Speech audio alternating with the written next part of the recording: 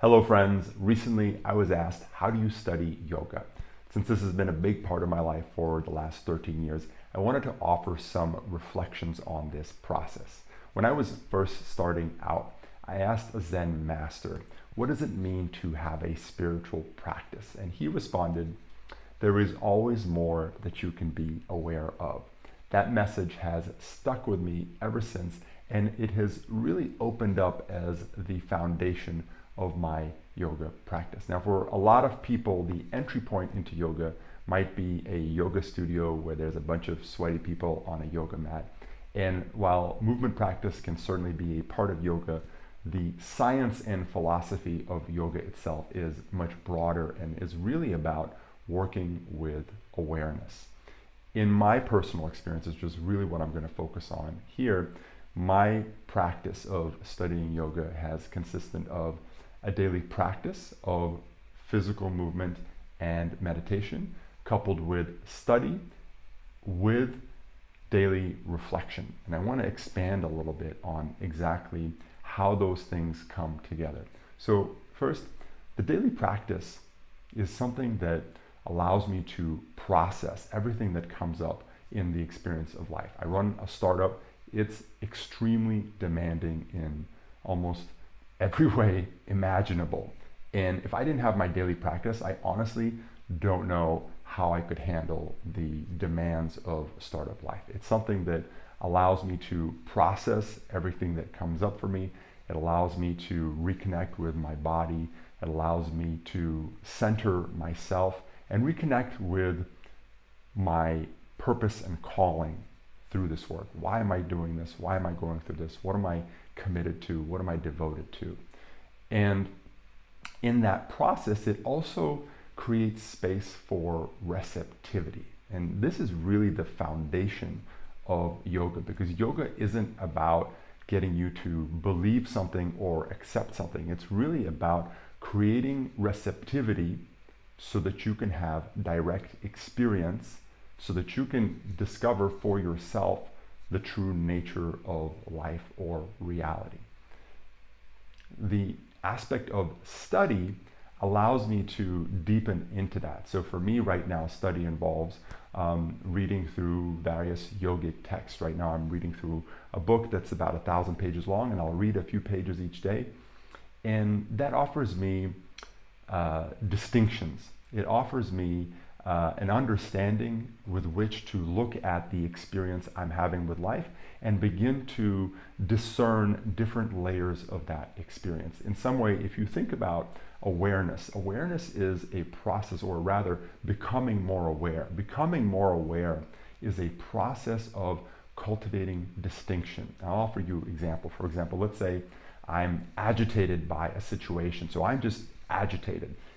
Very little awareness in that process. Now, with more awareness, I can look at that agitation and say, okay, well, there's this agitation, this energy of agitation that I am experiencing. There is this thing that I'm calling I that is experiencing that agitation, that is in relationship to whatever might be agitating. And there is an awareness of that. There's an awareness of agitation. There is awareness of an I construct. So there I have subtle distinctions that have uncollapsed the situation for me. And if I look more closely, I might also notice that in this awareness, there is a capacity for distinction, that there is an actual capacity that allows me to discern between agitation, between a sense of self, between other emotions, between other people. And even within that, there is an experience of attraction and aversion, that is actually a distinction I can notice inside of that experience. So now all of a sudden I've taken this overall collapsed experience of I am agitated, right? I am literally this experience of agitation, and made it distinct into there is a sense of I, there is a capacity for discernment, there is a feeling of agitation, there is an aversion to it, and maybe an attraction to not being agitated, and there is the overall capacity of awareness about each of those. So that offers a tremendous amount of intelligence with which to be able to work with the different aspects of that situation to somehow untangle myself from that situation, or to have more wisdom about how I might resolve it by being able to isolate a specific aspect of that experience that I can work with or hold space for to somehow create a transformation in the situation. So what comes together in this study of yoga is first the practice. So the practice allows me to process things and create spaciousness.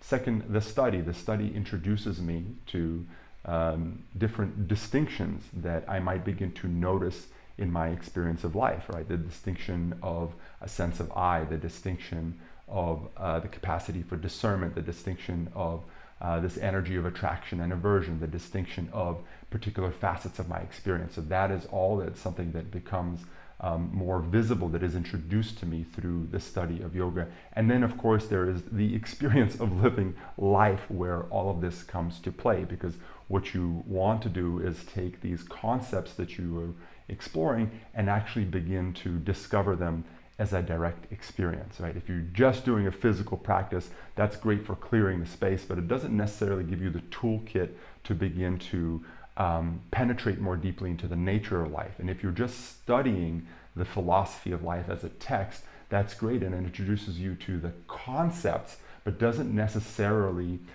bring them into a direct experience, a direct understanding. And this is really what we're looking at, is this integration of knowledge and action, and ultimately devotion. The knowledge, when you begin to open up into the nature of life, what that creates is a deepening devotion to be in service of that life, and of course a commitment to take action to be in service of that life.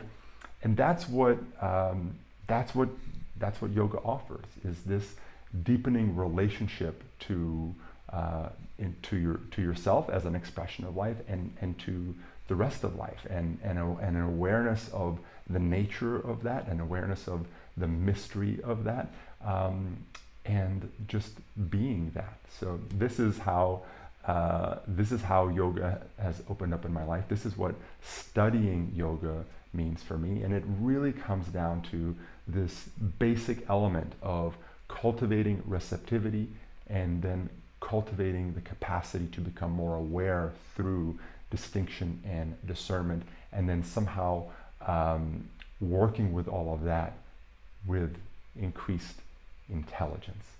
I hope this has been interesting or somehow informative. This is a subject that I love talking about, so if you have any reflections or comments, or would like to share your own experience with yoga, please do so in the comments, or share this video with someone else that might appreciate it.